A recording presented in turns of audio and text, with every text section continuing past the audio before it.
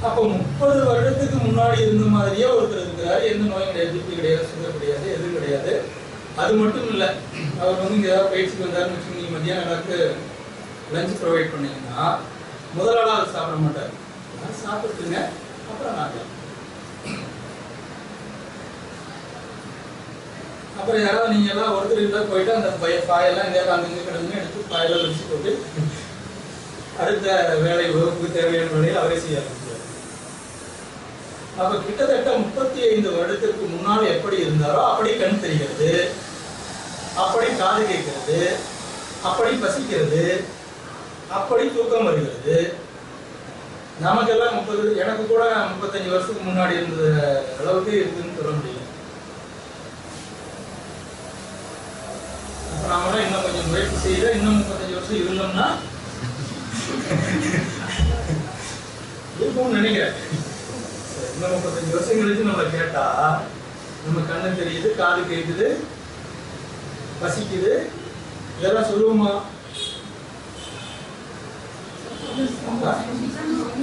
சொல்லணும், சொல்லுவோம், சொல்லணும்.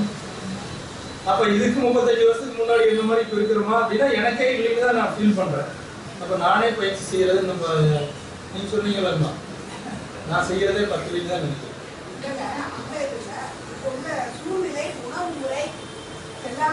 அதையெல்லாம் தாண்டி தான் சாமி சொல்லி வச்சாங்க. அதெல்லாம் சமாதானம்லாம் சொல்லக்கூடாதுங்க. நான் என்ன சொல்ல வந்தேன்னா, பயிற்சிகளை செய்தால் நம்ம வந்து இளமையோடு இருப்போம் என்ற நம்பிக்கை மனதில் யாருக்கெல்லாம் முழுமையாக இருக்கிறதோ அவங்க எல்லாம் இளமையோடு இருப்பாங்க. சரிங்களா? அப்ப யாரெல்லாம் அந்த நம்பிக்கையை, நம்பிக்கை கூட இருக்கலாம், ஆனா அதை நினைக்காம இருக்கிறாங்க இல்லையா?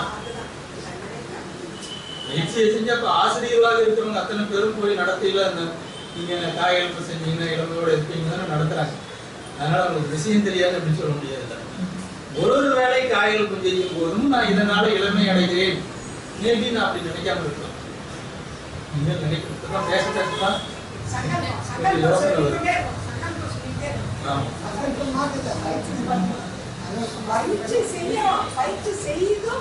பயிற்சியினுடைய பயன்களையும்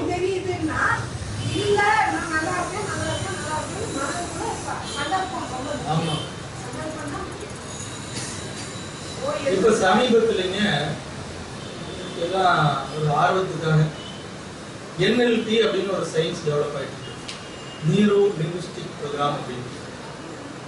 அது என்னன்னா நம்முடைய எண்ணங்களுக்கும் நம்முடைய பேச்சுக்கும் மூளை செல்கள் எப்படியெல்லாம் ரியாக்ட் பண்ணி நமக்கு எப்படியெல்லாம் காரியங்களை சாதிச்சு கொடுக்குது அப்படின்றது வந்து ஒரு பெரிய ரிசர்ச் நடந்துட்டு இருக்குன்னு வச்சுக்கல. அதன்படி பார்த்தா நீங்க உங்களை நினைச்சு வாழ்க வளமுடன் சொன்னீங்களே போதும், நீங்க நல்லா இருக்கீங்க. முதல்ல யாரை வாழ்த்திக்கணும்? ஆமா, நம்ம தவம் முடிச்சு சொல்றோம் இல்லைங்களா, அதையெல்லாம் உணர்ந்து சொல்றாங்களா? மேபி நான் எனக்கிட்ட வந்திருக்கிற மாற்றத்துக்கு நான் என்ன நினைக்கிறேன்னா, இவ்வளவு காலமா நான் அதை சொல்லல, பட் இப்போ எந்த ஒரு சிந்தனையும் சொல்லிட்டு அதை எத்தனையோ பேருக்கு அதை சிந்திக்க வைக்கும். நான் வந்து ஒரு 7 வருடத்துக்கு முன்னாடி தினசரி கூட்டுத்தவத்தில் கலந்துக்கிறதுக்கு வாய்ப்பு இருக்கு. காலையிலோ மாலையிலோ நிச்சயமா தினம் ஒரு வேளை கூட்டுத்தவத்தில் கலந்துக்குவேன். ஸோ ஒன்றும் தவம் செய்யணும் அல்லது தவம் நடத்துவேன். அப்போ தவம் நடத்துனா நாம நடத்துறான் அல்லது நாம அந்த கூட்டுத்தவத்தில் கலந்துக்கிறப்போ சங்கல்பத்தை சொல்றோம் இல்லையா, அதற்கான வலு தனியா சொல்லும் போது இல்லையோன்னு இப்பதான் எனக்கு சந்தேகம் வருது. எனக்கு இந்த 5-6 வருஷமா நான் தினசரி கூட்டுத்தவத்தில் கலந்துக்கிறதுக்கு வாய்ப்பு இருக்கு. அதனால இந்த 6 வருஷத்துக்குள்ள சில மாற்றங்கள் வந்துருக்குன்னா கூட்டுத்தவத்தில் தினம் கலந்து கொள்ளாதனுடைய விளைவாக இருக்கலாம். நிறைய காரணங்கள் இருக்கலாம், நிச்சயமா அதுக்கும் ஒரு காரணம் இருக்குது. அப்ப நீங்க எல்லாம் தினம் கூட்டுத்தவத்துக்கு வந்தீங்கன்னா என்ன நன்மை இருக்குது? அந்த அருட்பெயர் ஆற்றல் கருணையினால் உடல் நலம், நீலாயுள், நிறை செல்வம், இயற்கைகள், மெய்ஞானம் ஓங்கி வாழ்வேன்னு நம்ம சொல்றதுக்கான வலிமை தனியா தவம் பண்றதுக்கும் கூட்டு தவத்துல நினைக்கிறதுக்கும் இடையில ஏதோ ஒரு வித்தியாசம் இருக்கிறதுன்னு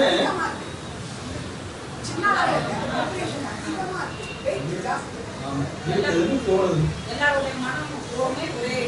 ஆமா, அதனால என்ன பண்ணணும்? புதுதவத்துக்கு அதுக்குன்னு நேரம் ஒதுக்கி அதுக்குன்னு நம்ம ஒரு முயற்சி எடுத்து வர்றதுக்கான பலன் இருக்குதுங்களா இல்லையா? இருக்குது அப்படின்னு மேபி என்ன ஒரு உதாரணமா வச்சுக்கலாம். சரிங்களா? இப்ப நம்ம தவம் பண்ணுவோங்க. என்ன தவம் செய்யறோம்? நித்யானந்த தவம் செய்யறோம். இந்த தவம் செஞ்சா என்ன நன்மை கிடைக்கும்? தினமும் ஆனந்தமாக இருக்கலாம். அப்ப நீங்க எல்லாம் மனசுக்குள்ள இந்த தவம் செஞ்சு ஆனந்தமா இருக்கிற மாதிரி நினைச்சுக்கணும். நினைச்சுக்கிட்டு ஆனந்தமா தவம் செய்யலாங்களா? நிலத்துல உட்கார முடியறவங்க நிலத்துல உட்கார்ந்து நிலத்துல உட்கார்ந்தா என்ன நன்மை? தவம் செய்யும் பொழுது நிலத்துல உட்கார்ந்தா என்ன நன்மை சொல்றது பார்க்கலாம். ஏன்னா இதெல்லாம் சின்ன சின்ன விஷயம் பட்டு எல்லாம் மறந்து போச்சு, சொல்றது இல்லை. அப்ப காலத்தால தவம் பண்றதுக்கு தேவைதான் அப்படின்னு வந்துடும். அதுக்காக சொல்றேன்.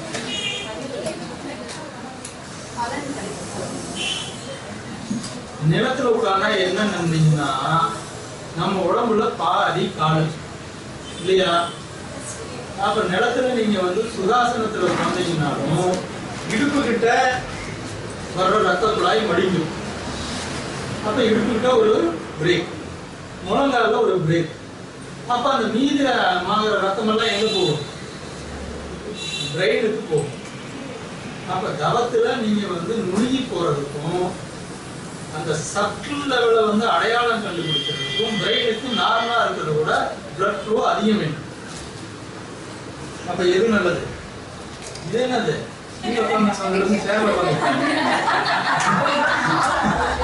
நாம பேசுறது அவங்களுக்கு ஆமா, நீங்க நெருங்கலாம் உட்காரணும். உட்காரு. கவர்மெண்ட் கட்டுலையா? சரி, அதனால என்ன? கீழே தான் உட்காரணும்.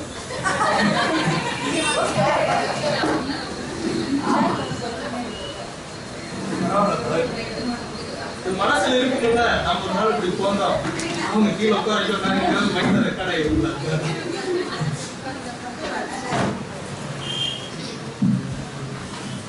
அதனால நீங்க தவத்துக்கு இடையில காலை மாத்தி போட்டுக்கலாம், அசைஞ்சு போட்டுக்கலாம், ஈவன் பாட்டி மாதிரி வேணாலும் காலை நீட்டிக்கலாம். இடையில சேர்ல போறத விட அதெல்லாம் சேர்ல பண்ணீங்கன்னா முழு உடம்புக்கும் கீழே கால் பகுதிக்கு ரத்தம் அதிகமா போயிட்டு இருக்கிறதுனால மனசு ரிலாக்ஸ் ஆன உடனே தூக்கம் வந்துடும்.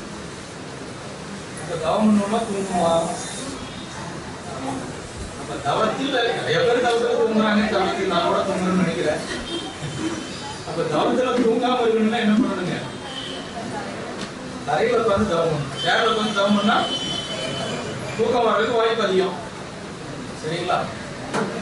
சரி, கைகளை போட்டு நித்யானந்த தவம்ங்கிறதுனால நாடி சுத்தி கண்டோட சுத்தி எல்லாம் வேண்டியதில்லை. மூச்சு தானே போறாங்க, அந்த நேரம் தவம் இருக்கும். கைகளை போட்டு கண்களை மூடி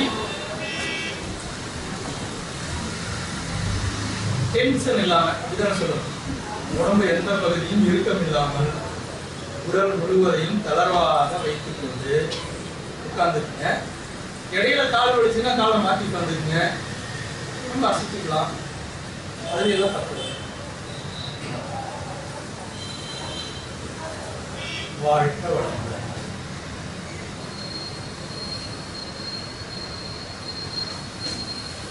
வாழ்க்கை வையகம், வாழ்க்கை வையகம், வாழ்க்கை. ஆசான் அருள் தந்தை வேதாத்ரி மகரிஷி அவர்களை இணைந்து வணங்கி மகிழ்வோம். எந்த அளவுக்கு சாமிஜியை பிரத்யட்சமா நினைக்க முடியுதோ அந்த அளவுக்கு நினைச்சு எல்லாம் வந்த இறையருளாலும் அருள் தந்தை அவர்களது குரு அருளாலும் இங்குள்ள நம் அனைவருக்கும் நித்யானந்த தவம் நல்ல முறையிலே அமையுமா. வாழ்க வளமுடன். வாழ்க வளமுடன். வாழ்க வளமுடன்.